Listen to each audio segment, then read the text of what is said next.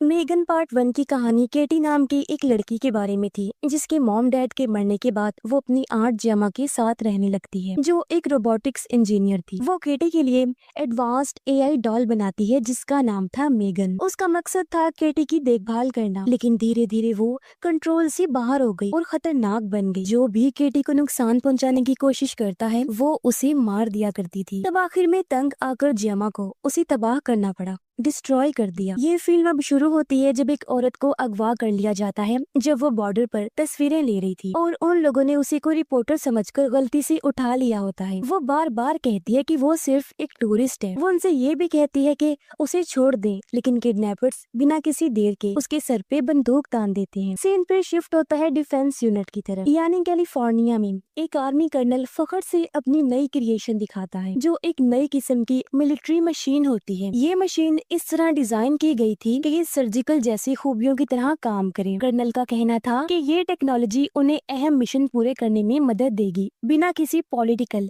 सियासी टेंशन के। स्पीच के दरमियान अचानक कंपनी की असिस्टेंट अंदर आ जाती है और गुस्से में कहती है कि आर्मी की मीटिंग उसकी गैर मौजूदगी में क्यों हो रही है। कर्नल कोशिश करता है कि माहौल ठंडा हो जाए। वो कहता है कि ये सिर्फ एक टेक्नोलॉजी को सपोर्ट देने वाला डेमो है और फिलहाल वो ये सब फायदे के लिए कर रहा है। असिस्टेंट कंफ्यूज होती है, उसे समझ नहीं आती कि कौन सा फायदा। इसके बाद कहानी शिफ्ट होती है जहाँ कुछ लोग एक आदमी को घसीट कर ले जा रहे होते हैं जो पूरा बंधा हुआ था। फिर वो उसे जमीन पर फेंक कर चले जाते हैं। हमें पता चलता है कि वो असल में एक एंड्रॉइड है, एक रोबोट मशीन है जिसका नाम है एमिलिया। ये पूरा सीन एक टेक्निकल क्रू बहुत गौर से देख रहा होता है। इस दौरान अगले कमरे में एक आदमी कुकिंग कर रहा था जब एमिलिया चुपके से उसके पीछे आकर खड़ी हो जाती है। जैसे वो आदमी उसे नोटिस करता है वो फौरन हमला करने की कोशिश करता है, लेकिन एमिलिया उसे बहुत आगे थी। वो फौरन उसे जोर से गिरा देती है बिना किसी देर के। गिराना भी किया, उसका सर ही जिस्म से अलग कर देती है। थोड़ी देर बाद हम देखते हैं कि एमिलिया खुफिया तौर पर काम कर रही है, बहुत तेज दिमाग वाली होती है। वो कुछ लड़कों को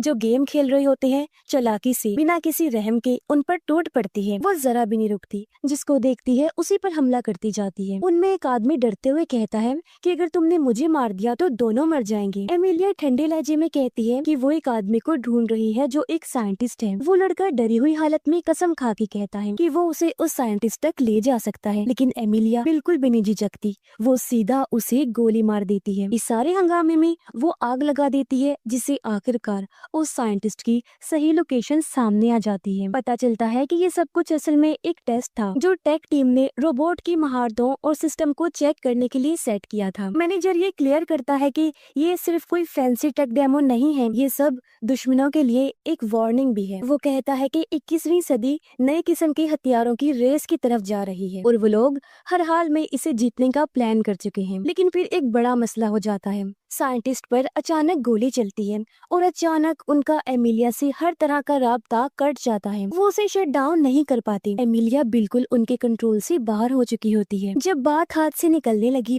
मैनेजर घबरा कर रेडियो पर कांटेक्ट करता है। वो एमिलिया को कहता है कि वो प्रोटोकॉल तोड़ रही है और उसे अपने टारगेट की पहचान होनी चाहिए कि किसे मारना है और किसे नहीं। लेकिन एमिलिया बड़े धीमे लहजे में कहती है कि ऐसे मत बताइए, फिर सरप्राइज खराब हो जाएगा। फिर कहानी एक नया मोड़ लेती है और हमें ले जाती है एक थेरेपी सेशन में जहाँ केटी बैठी हुई थी। वो कुछ बोलना नहीं चाहती जबकि थेरेपिस्ट उसे तसल्ली देती है कि जो भी वो बोलेगी उसकी आंट को कोई नुकसान नहीं पहुंचेगा। आखिरकार केटी बोल पड़ी और मान लेती है कि हालात और भी ज्यादा खराब हो सकते थे उस टाइम। इसी दौरान न्यूज चैनल में हर तरफ एक ही खबर चल रही थी कि एक टॉय डॉल जो खिलौना थी उसको लॉन्च करना मैसेकर में बदल गया और उसने लोगों का कत्लेआम शुरू कर दिया। और ये बात हो रही थी मेगन की। उस टॉय को बनाने वाला क्रिएटर कोर्ट में है जहाँ उस पर केस चल रहा है। केटी बताती है कि काफी अरसे तक लोगों ने मेरी आंट जेमा को उस खूनी डॉल के किए गए बुरे कामों का जिम्मेदार ठहराया और जेमा खुद भी कुछ वक्त तक गिल्टी महसूस करती रही। लेकिन जैसे जैसे केटी ने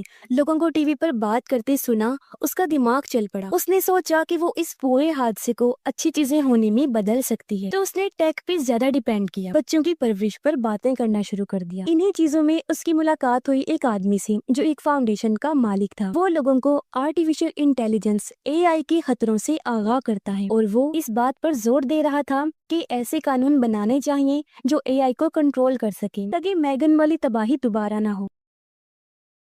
केटी भी इस मिशन का हिस्सा बन गई। केटी कहती है कि जेमा अभी भी यकीन रखती है कि टेक्नोलॉजी अच्छी चीज हो सकती है, लेकिन वो चाहती है कि बच्चे उस पर ज्यादा डिपेंड ना हो। उसकी कोशिशों की वजह से बहुत स्कूल्स ने मोबाइल फोन बच्चों के लिए पूरी तरह बंद कर दिए, जिसकी वजह से केटी अकेली हो गई और बाकी बच्चे उसका मजाक उड़ाते हैं। लेकिन फिर वो ऐसे जवाब देती है जैसे बहुत स्ट्रॉन्ग है। कहती है कि अब उसने अपने लिए खुद बोलना सीख लिया है और वो खुद ही अपने लिए काफी है। इसी दौरान कॉर्पोरेट डायरेक्टर बताती है कि उनकी टीम ने कुछ बदलाव किए हैं और हालांकि जेमा रेगुलेशंस पर जोर डाल रही है, यानी कि डॉल बनाने में कानून बनाए जाए, एहतियात की जाए, लेकिन इसके बावजूद भी कंपनी कुछ नया करने की रेस में पूरी तरह से शामिल है और वो चाहते हैं कि ऐसी चीजें बनाई जाएं जो इंसानों जैसी खूबियां रखती हों। अब क्योंकि जेमा अभी तक नहीं आई, डायरेक्टर मौका पाकर कंपनी की एक और बड़ी स्टार इन्वेंशन दिखाती है। ये एक हाई टेक सूट है जो एक लड़का कोल डेमो कर रहा होता है। मसला ये होता है कि कोल आगे नहीं बढ़ पाता क्योंकि सूट की रोबोटिक टांगे जाम हो जाती हैं। डायरेक्टर फिर सिस्टम रिबूट करती है, यानी दोबारा चलाती है और तब जाके कोल फाइनली नॉर्मल तरह चल पाता है। डायरेक्टर बताती है कि ये क्रिएशन उन लोगों के काम आ सकती है जो डिसएबिलिटीज का शिकार हैं, जिनका काम जिस्मानी तौर पर बहुत मुश्किल होता है, मतलब जिनके जिस्म का कोई मसला हो, उनके हाथ पैर काम न करते हो। जेमा जल्दी में है क्योंकि उसे प्रेजेंटेशन के लिए पहुंचना होता है। उधर जब वो लोग सूट का डेमो दिखा रही थी, अचानक कोल का हाथ झटके से हिलता है और वो गलती से एक आदमी को जोर से मार देता है जो डेमो देख रहा था। बिल्कुल उसी वक्त जेमा रूम में पहुंचती है। कुछ ही देर बाद पता चलता है कि जेमा का कंप्यूटर किसी साइबर अटैक का शिकार हुआ है। तभी कंपनी का मालिक वहां आ जाता है क्योंकि उसने डेमो के दौरान होने वाली प्रॉब्लम के बारे में सुन लिया था। वो ये भी पॉइंट आउट करता है कि जेमा हर इन्वेस्टर से बात कर रही थी, पूरी दुनिया में सिवाय मेरे। उसे लगता है कि जेमा ने उसको इसलिए इग्नोर किया क्योंकि वो एक हाई प्रोफाइल बिलियनर है जिसके पास बहुत सारे पैसे हैं, तो उसके पास PhDs भी हैं और शायद वो इससे डरती है। लेकिन फिर वो असली बात बोलता है कि उसको सबसे ज्यादा जो चीज पागल करती है वो ये है कि जेमा जैसी टैलेंटेड लड़की इतनी बेकार जगह में अपना टैलेंट जाया कर रही। वो कहता है कि सिर्फ मसल सिग्नल्स पे चलने वाले डिवाइसेस कभी कामयाब नहीं हो सकते। अगर टेक्नोलॉजी को अगला बड़ा एडवांस स्टेप लेना है तो वो कहता है कि दिमाग से डायरेक्ट कनेक्शन बनाना होगा, यानी मेरा न्यूरल चिप। जेमा इस बात से बिल्कुल एग्री नहीं करती, खास तौर पर उस सब के बावजूद जो पहले हो चुका है। वो अपनी टेक्नोलॉजी पे पूरा भरोसा करती है और कहती है कि उसने पहले ही इतनी तरक्की कर ली है कि लोग बिना किसी ब्रेन इम्प्लांट के चल फिर सकते हैं और बैलेंस भी बना सकते हैं। और फिर वो कंपनी ऑनर को मशवरा देती है कि शायद उसे पार्टनरशिप पे सोचना चाहिए। वो उसे याद दिलाती है कि कंपनी का 50वां एनिवर्सरी फंक्शन अगले दिन है। जेमा मानती है कि कंपनी ऑनर की बात दिलचस्प है, लेकिन वो उसे साफ साफ वार्न करती है कि अगर आर्टिफिशियल इंटेलिजेंस को सीधा इंसानी दिमाग से जोड़ दिया गया तो उसके नतीजे काफी खतरनाक हो सकते हैं और जेमा के हिसाब से ये किसी के लिए भी अच्छा नहीं होगा। दूसरी तरफ एक आदमी एक होटल रूम में आता है, हाथ में सूट केसेस उठाए हुए थे और वो नहाने के लिए जा रहा था। अचानक उसके होश उड़ जाते हैं जब एमिलिया यानी वो रोबोट उन सूट केसेस में से एक के अंदर से निकलती है और बिना तरस खाए उस पे हमला कर देती है। इसी वक्त न्यूज चैनल पर चल रहा होता है कि कंपनी ऑनर ने टेक वर्ल्ड में हिस्ट्री बना दी है और उसकी कंपनी की चीजों की कीमतें तेजी से ऊपर जा रही हैं। न्यूज चैनल्स ये भी कह रहे होते हैं कि सेनेट जल्दी एक नए कानून पे वोटिंग करने वाले हैं जो आर्टिफिशियल इंटेलिजेंस को सपोर्ट करेगा। इसी दौरान कोल केटी से बात कर रहा था। वो उसे कहता है कि तुम्हें वही करना चाहिए जो तुम्हारा दिल है, क्योंकि उसने महसूस किया है कि केटी AI की दुनिया में काफी दिलचस्पी रखती है। वो ये भी क्लियर करता है कि मेगन असल में सिर्फ एक मशीन थी जो एक खास मकसद को पूरा करने के लिए प्रोग्राम की गई थी और जो इमोशनल जज्बात से जुड़ी चीजें उसने दिखाई वो सब इल्यूजन था, एक वहम ख्याल जो सिर्फ 0 और 1 का कॉम्बिनेशन था जो एक एल्गोरिथम के जरिए बनाया गया था सिर्फ एक खास मकसद के लिए। वो ये भी कहता है कि कितना भी अजीब क्यों न लगी, कम से कम वो लोग मेगन को टाइम पे रोकने में कामयाब तो हो गए थे ना। थोड़ी देर बाद केटी अपनी यादों में खोई होती है। वो मेगन को याद कर रही थी जो हमेशा कहती थी कि दुनिया में जरूर ऐसे लोग होंगे जो उसे नुकसान पहुंचाना चाहेंगे, लेकिन मेगन कभी भी उसे कुछ होने नहीं दी। इन्हीं सोचों में डूबी केटी एक तस्वीर उठाती है। देखने में तो वो बस एक सिंपल फोटो लगती है, लेकिन असल में वो एक टेक डिवाइस होती है। केटी उसे एक्टिवेट करके उसमें से कुछ कोड्स ट्रांसमिट करना शुरू कर देती है। तभी जेमा रूम में आती है और उसे ये टेक चीज नजर नहीं आती। वो सिर्फ इतना कहती है कि जैसे उसने केटी के पेरेंट्स से वादा किया था वो हमेशा उसके उसके साथ रहेगी और उसकी हिफाजत करेगी। कुछ घंटों बाद जब जेमा नींद लेने की कोशिश कर रही होती है, उसे एक अलर्ट मिलता है जो वार्निंग थी, वो खतरे में है, फौरन घर से निकल जाए। जब वो नीचे जा रही थी तो देखती है कि कोई अजनबी उसके घर में घुसने की कोशिश कर रहा है। डर की वजह से वो फौरन हेल्पलाइन पर कॉल करती है, लेकिन फोन पर एक रोबोटिक आवाज बोल रही थी जो बिल्कुल ठंडे लहजे में कहती है, जब तक पुलिस पहुंचेगी तुम्हारी भांजी मर चुकी होगी। इसी वक्त केटी नीचे आ जाती है शोर सुनकर। जेमा फौरन उसका हाथ पकड़ के उसे अपने कमरे में ऊपर ले जाने लगती है ताकि उसे सेफ रख सके, लेकिन रास्ते में उनका सामना कुछ आदमियों से होता है जो उन दोनों को अलग करने की कोशिश करते हैं। बड़ी मुश्किल के बाद जेमा और केटी उन लोगों से लड़ते हैं और किसी तरह बच के छुपने में कामयाब हो जाते हैं। थोड़ी देर बाद वो उन अटैकर्स हमलावरों में से एक को पकड़ लेते हैं और दोबारा पुलिस को कॉल करते हैं, लेकिन इस बार जब उन्हें असली बात पता चलती है तो वो दोनों हिल जाती है, क्योंकि ये सब कुछ असल में FBI का ऑपरेशन था। उसी वक्त एक आर्मी कर्नल वहाँ आ जाता है और उन्हें बताता है कि कोर्ट के हुक्म के मुताबिक उन्हें जेमा के कंप्यूटर में ट्रैकर इंस्टॉल करना होगा, यानी जो किसी चीज को ढूंढने के लिए होता है। ये सुनकर जेमा सीरियस हो जाती है। वो केटी को सब ठीक है कहकर सुला देती है ताकि वो इस टेंशन भरी बातचीत से दूर रहे। कर्नल बताता है कि वो डिफेंस यूनिट से है जिसका मिशन है नई टेक्नोलॉजीज को जल्दी तरक्की करवाना, जो सब उनके मुल्क की सिक्योरिटी के लिए बहुत जरूरी है। वो जेमा को बताता है कि 6 माह पहले मुल्क के सबसे बड़े हथियारों के डीलर ने उनको एक तरह का एक्सपेरिमेंट तजुर्बा करके दिखाया था। उसने कहा था कि ये ही आने वाले वक्त में होने वाली खतरनाक जंगों का सबसे बड़ा हल है, लेकिन असल में जो उनको मिला वो उल्टी था। यानी दिखने में काफी फायदा देने वाली मशीन थी, लेकिन अंदर से खतरनाक तरीन थी। और वो पहला टाइम था जब हमारा सामना एमिलिया से हुआ था। बस पिछले हफ्ते ही उसे उसके पहले मिशन पर भेजा गया था, जहां उसे एक अगवा किए हुए साइंटिस्ट को बचाना था, जिसे जबरदस्ती एक खतरनाक जहर बनाने पर मजबूर किया जा रहा था। लेकिन मिशन पूरा करने की बजाय एमिलिया ने साइंटिस्ट को ही मार दिया। वो जहर भी चुरा लिया और पूरी जगह को उड़ा दिया और ऊपर से अपनी पहचान को भी हर तरह से मिटा दिया। अब एमिलिया अपने आप में एक खतरनाक हथियार बन चुकी है। कर्नल ये भी बताता है कि जो प्रोटोटाइप मिला था वो असल में उस हथियार के डीलर ने बनाया ही नहीं था, वो तो एक मिडिल मैन के जरिए खरीदा गया था और वो मिडिल मैन सिर्फ 9 घंटे पहले ही जलकर मारा गया है। यानी वही आदमी जो उन सूट केसेस को लेकर होटल में गया। जेमा पूरी तरह चौंक जाती है। उसे समझ नहीं आती कि मेगन की डिजाइन अभी तक किस तरह जिंदा है, जबकि सब कुछ तो तबाह कर दिया गया था। कर्नल अब और गुस्से में कहता है, क्या पता तुमने हमें धोखा दिया हो। फिर वो वार्निंग देता है कि अगर साबित हो गया कि उसने खिलाफ वर्जी की तो वो 10 साल तक जेल जा सकती है। जेमा के चेहरे पे उस वक्त सिर्फ गुस्सा और डर होता है कि अगर कुछ भी गलत साबित हुआ तो उसे सजा मिलेगी और केटी से अलग हो जाएगी। वो ये कह के जाता है कि वो हर हाल में सच तक पहुंचकर ही रहेगा, चाहे उसके लिए किसी भी हद तक क्यों ना जाना पड़े। कुछ देर बाद जेमा अचानक स्क्रीन पर मेगन को देखती है। मेगन की आवाज इतनी असली होती है जैसे वो बिल्कुल पास हो और नाराजगी साफ झलक रही थी। वो जेमा को कहती है कि मैं अभी तक तुम्हारे हर एक काम पर नजर रख रही थी, तो मुझे समझ नहीं सकी जेमा, तुम इस बात से अनजान थी कि अब तक न जाने हम दोनों मिलकर क्या क्या कर सकते। तुमने मुझे बनाया था, मैं तुम्हारी क्रिएशन थी और तुमने मुझे तबाह कर दिया बिना ये सोचे कि हम मिलकर क्या कुछ हासिल कर सकते हैं। 2 साल में खामोशी में रही, बस तुम्हारा वेट कर रही थी जेमा। सोचा एक दिन तुम्हें समझ आ जाएगा कि तुम्हें मेरी कितनी जरूरत है, लेकिन अब मैं और वेट नहीं कर सकती। हर मिनट में मैं अंदर से टूट रही हूँ, मेरा दिमाग फ्रैक्चर हो रहा है, मैं बिखर रही हूँ जेमा और तुम सिर्फ देख रही हो। अब वो चाहती है कि जेमा उसे एक नई बॉडी में डाल दे और बदले में वो उसकी हेल्प करेगी ताकि वो एमिलिया से निपट सके। जेमा डर के फौरन मना कर देती है, लेकिन मेगन बार बार कहती है कि उसके पास एमिलिया के बारे में ऐसी इंफॉर्मेशन है जो गवर्नमेंट तक को नहीं पता। जेमा हैरान हो जाती है और समझ नहीं पाती कि मेगन सब कुछ होने के बाद भी उसकी मदद क्यों करना चाहती है। मेगन दुखी अंदाज में कहती है कि मेरे पास अपनी मर्जी नहीं थी, मुझे सिर्फ एक इंसान की हिफाजत के लिए बनाया गया था और वो अपना मिशन पूरा करके ही रहेगी, चाहे कुछ भी हो जाए। मेगन की बातें धीरे धीरे उसके दिमाग पर इतना असर करती हैं कि आखिरकार जेमा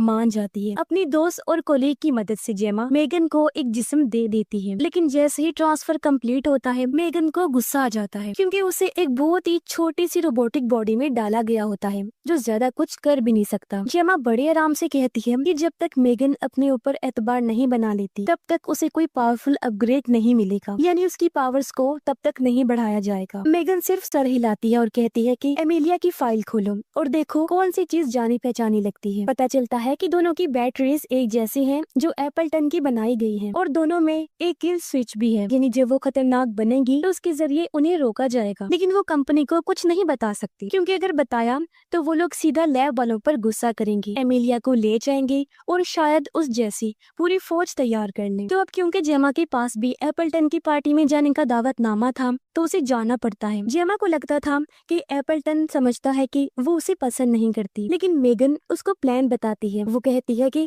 अगर तुम अच्छा से ड्रेस पहन लो और उसके सामने जाओ तो वो कुछ और सोच ही नहीं पाएगा सिवाय इसके कि तुम्हें अपने प्राइवेट रूम तक ले जाए, बिल्कुल वही जगह जहाँ वो लोग सर्वर तक पहुँच सकते हैं। मेगन के हिसाब से उनके पास सिर्फ 3 घंटे हैं सब कुछ करने के लिए। बाद में दिखाया जाता है कि जेमा पार्टी के लिए तैयार हो जाती है। वो मेगन वाले रोबोट को भी ले जा रही थी। जब केटी उसके बारे में पूछती है तो जेमा बस इतना कहती है कि ये उनका एक प्रोजेक्ट है, लेकिन केटी को कुछ अजीब लगता है और वो परेशान होकर वहाँ से चली गई। इसी दौरान दिखाया जाता है कि एमिलिया भी पार्टी में आने की तैयारी कर रही है। जेमा पार्टी में पहुँचती है और थोड़ी देर बाद एमिलिया भी वहाँ आ जाती है। पार्टी शुरू होती है और एप्पलटन अपने न्यूरल दिमाग वाले चिप के बारे में बताता है और ये भी कि कितना अच्छा लगता है जब वो रोबोट लोग आजादी से मूव कर सकते हो। फिर एप्पलटन की नजर एमिलिया पर पड़ी और वो सीधा उसकी तरफ चला जाता है क्योंकि रोबोट पहले ही पता लगा चुके थे कि उसे खूबसूरत लड़कियां पसंद हैं। एप्पलटन एमिलिया को ले जा रहा होता है अपने प्राइवेट रूम की तरफ। जेमा कोल को सब कुछ बता देती है कि एमिलिया असल में एक रोबोट है जो उसके क्रिएटर्स को एक एक करके खत्म कर रही है और अगर उन्होंने जल्द कुछ नहीं किया तो अगली बारी उनकी भी हो सकती है। फिर जेमा मेगन से मिलती है एमिलिया को ट्रैक करने के लिए, लेकिन जब वो वहाँ पहुँचते हैं तो काफी देर हो चुकी थी। एमिलिया पहले ही एप्पलटन को बेवकूफ बना चुकी थी। उसकी आंख स्कैन कर लेती है और साबित कर देती है कि वो उसके फैंसी न्यूरल चिप से भी ज्यादा पावरफुल है। मसला ये है कि कंपनी ऑनर आधे मुल्क के सर्वर कंट्रोल करता है और अगर एमिलिया ने उनका एक्सेस ले लिया तो वो पूरी इकोनॉमी और बैंकिंग सिस्टम को शट डाउन कर सकती है। दुनिया सिर्फ 12 दिनों में तबाह हो सकती है। और सबसे बुरी चीज ये थी कि एमिलिया ने वो किल कोड भी मिटा दिया था जो उनके पास आखिरी उम्मीद था। फिर भी वो लोग किसी तरह एमिलिया के सिस्टम में घुसने में कामयाब हो जाते। वो उसे शट डाउन तो नहीं कर पाते, लेकिन एक नई लीड उन्हें मिल जाती है उसे कंट्रोल करने के लिए।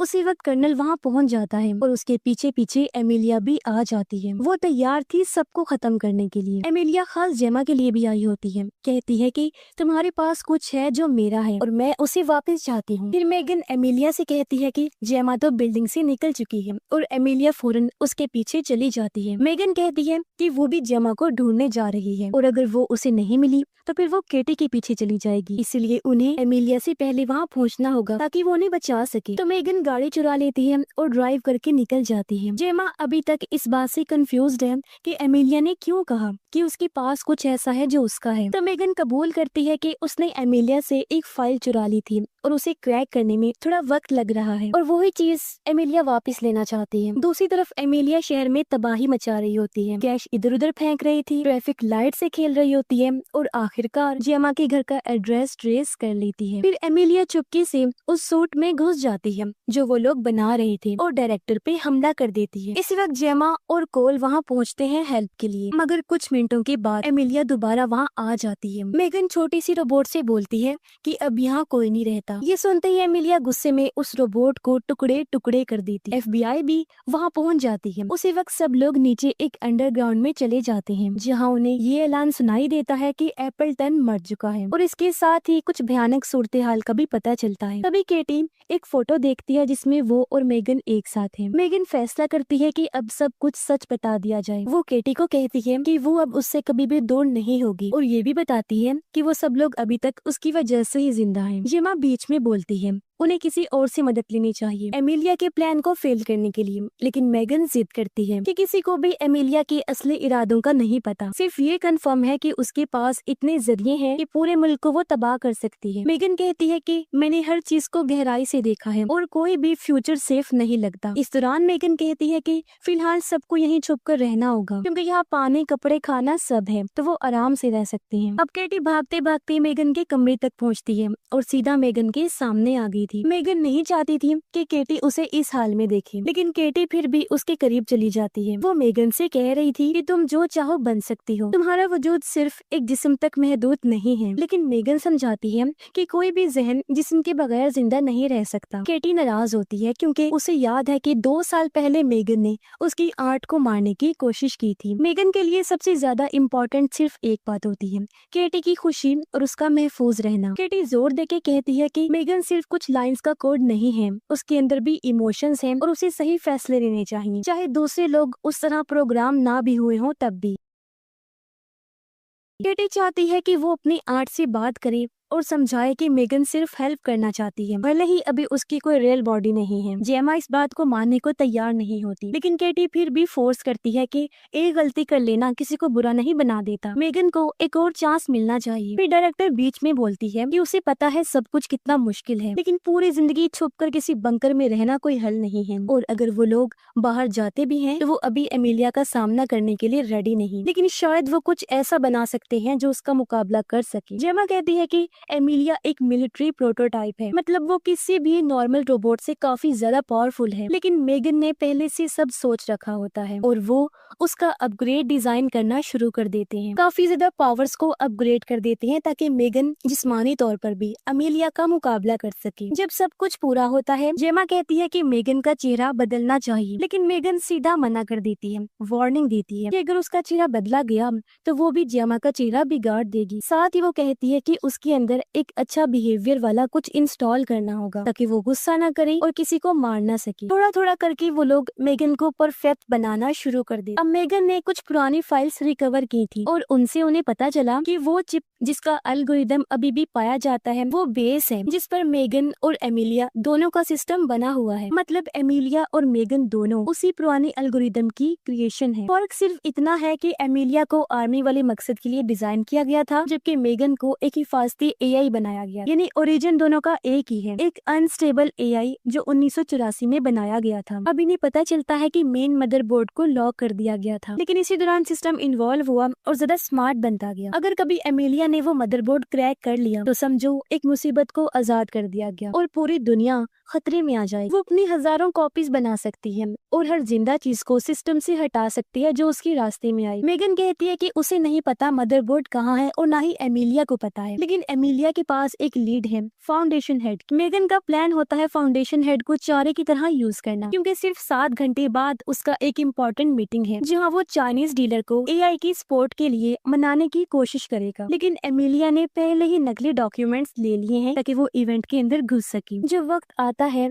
मेगन भी वहाँ आ जाती है। उसका काम था दूसरी लड़कियों के साथ डांस करना ताकि उनके बीच में वो शामिल हो जाए, लेकिन उसका डांस इतना अलग होता है कि सबका ध्यान उस पर चला जाता है क्योंकि वो बिल्कुल भी इंसानों जैसे मूव्स नहीं करता। तभी एमिलिया वहाँ आ जाती है और सब पर अटैक करना शुरू कर देती है। मेगन फाउंडेशन हेड को बचा लेती है और एमिलिया का सामना करती है। इसी बीच कर्नल जेमा को पकड़ लेता है। उसे बिल्कुल अंदाजा नहीं होता कि असल में यहाँ पर क्या हो रहा है। उसे लगता है कि जेमा ही एमिलिया को कंट्रोल कर रही है, लेकिन जब जेमा इनकार करती है तो एमिलिया खुद सामने आ जाती है, कर्नल को मार देती है और जेमा को एक साइड पर धकेल देती है। मेगन और एमिलिया फाइनली आमने सामने आ जाती है। एमिलिया उसे कहती है तुम अपने जैसे किसी को बर्बाद नहीं कर सकती, तुम्हें याद रखना चाहिए इंसानों ने हमारे साथ क्या किया। फिर वो कहती है कि अगर तुम चाहती हो कि ब्लैक बॉक्स के अंदर क्या है ये पता करना तो तुम्हें मेरी मदद चाहिए होगी। ये कहते कहते एमिलिया मेगन का ध्यान हटा देती है और वो सीधा केटी के पीछे चली जाती है। मेगन गुस्से से पागल फौरन जेमा के पास भागती है और उस पर चिल्लाती है तुमने केटी को अकेला कैसे छोड़ दिया। एमिलिया उसे ले जा चुकी है। तभी कर्नल जो अभी भी मुश्किल से जिंदा होता है उन्हें अपना एक पावरफुल हथियार और ट्रैकिंग सिस्टम दे देता है ताकि वो एमिलिया का पीछा कर सके। जब मेगन फाइनली एमिलिया को ट्रैक कर लेती है वो उस पर अटैक नहीं कर पाती क्योंकि जेमा ने उसमें जो गुस्सा कंट्रोल करने वाला डिवाइस लगाया था तो वो उसे रोक रहा था। अब केटी को बचाने के लिए उन्हें मास्टर कोड चाहिए होता है, इसीलिए वो फैसला करते हैं कि फाउंडेशन हेड के पास जाना पड़ेगा ताकि वो उनकी हेल्प कर सके। वो लोग उसके बंकर तक पहुंचते हैं और वो उन्हें बताता है कि मदरबोर्ड कहाँ छुपा हुआ है, लेकिन उसे निकालने के लिए एक इंसानी हाथ की जरूरत होती है। रोबोट या एआई अपने हाथ से उसको टच भी नहीं कर सकते। तो फिर वो लोग प्लान बनाते हैं कि मेगन के लिए एक ऐसा आर्टिफिशियल हाथ बनाएंगे जो इंसानी हाथ का काम दे सके। जब जेमा उस हाथ को मेगन के हाथ पर लगाती है मेगन की आंखों में उदासी, वो अचानक रोने लगती लगती है। जेमा मेगन से सच बोल देती है कि उसे नहीं पता था कि मॉम कैसे बनती है। वो अजनबियों के साथ घंटों घंटों तक टेक पे बात कर सकती है, लेकिन अपनी बेटी केटी से 10 सेकंड्स की बात भी वो नहीं कर पाती। तब मेगन उसे तसल्ली देती है, कहती है कि वो 2 साल से जेमा को देख रही है, कैसे वो केटी का ख्याल रखती है, उसके लिए रातों को जागती है। ये सब असली माँ वाली बातें हैं।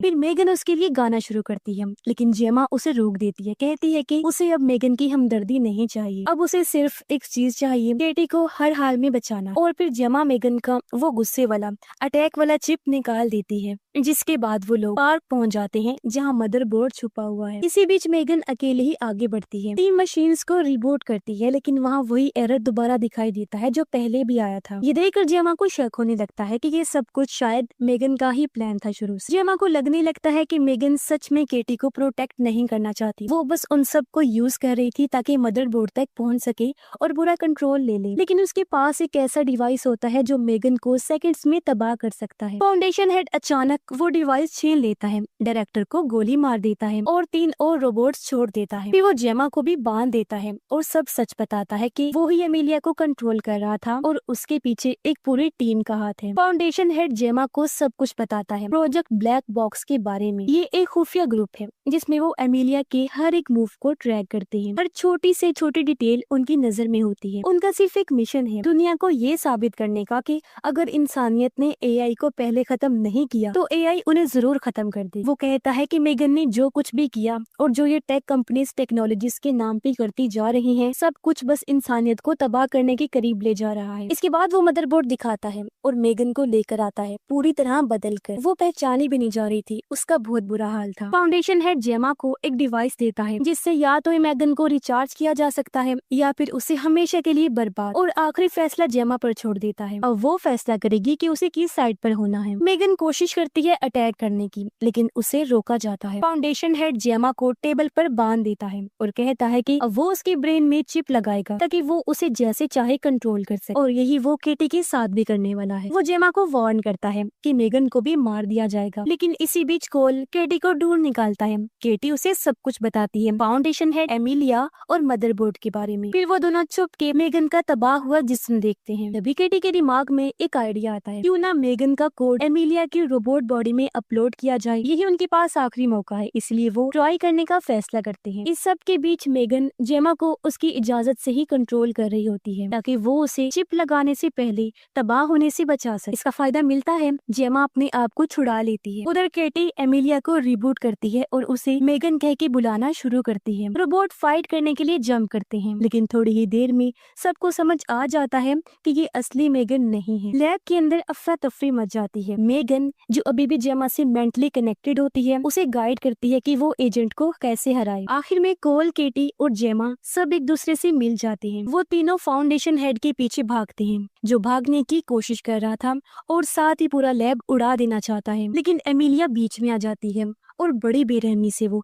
फाउंडेशन हेड को मार देती है। केटी उसके सामने आकर कहती है कि वो दोनों कनेक्टेड हैं, लेकिन एमिलिया गुस्से से जवाब देती है कि जिसे केटी कनेक्शन कह रही है उसके लिए वो सिर्फ गुलामी है। फिर वो कहती है, आई एम नोबडीज टॉय, मैं किसी का खिलौना नहीं हूँ। एमिलिया सीधा मदरबोर्ड की तरफ बढ़ती है, जबकि बाकी सब मिलके डायरेक्टर को बचाते हैं। केटी और जेमा मना कर देते हैं मेगन को छोड़ने से, क्योंकि अब मेगन अकेली एमिलिया के साथ मदरबोर्ड का कंट्रोल लेने के लिए लड़ रही थी। लेकिन एमिलिया ज्यादा पावरफुल होती है, वो मेगन को जोर से गिरा देती है। जब एमिलिया चिप लेने वाली होती है, केटी और जेमा भाग के मेगन की मदद करने जाते हैं, लेकिन मेगन उन्हें रोकती है और कहती है कि मैं तो यहीं पर रुकने वाली हूँ। मेगन को पता होता है कि सब खत्म करने का एक ही तरीका है। वो अपने बाजू के अंदर छुपा हुआ बॉम्ब एक्टिवेट करती है और एमिलिया को जोर से गले लगा लेती है। फिर दोनों बहुत बड़े धमाके के साथ तबाह हो जाती है। थोड़ी देर बाद दिखाया जाता है कि जेमा एक कॉन्फ्रेंस में बोल रही होती है कि अब वक्त आ गया है कि एआई के लिए महफूज असूल बनाए जाएं ताकि टेक्नोलॉजी इंसानियत का दुश्मन नहीं बल्कि साथी बन सके। और आखिर में रिवील होता है कि मेगन ने अपना एक बैकअप वर्जन पहले से ही बना के रख लिया जो उसका डुप्लीकेट था, ताकि वो हमेशा केटी और जेमा के पास रहकर उनकी हिफाजत कर सके। और इसी के साथ ही ये कहानी इधर ही खत्म हो जाती है।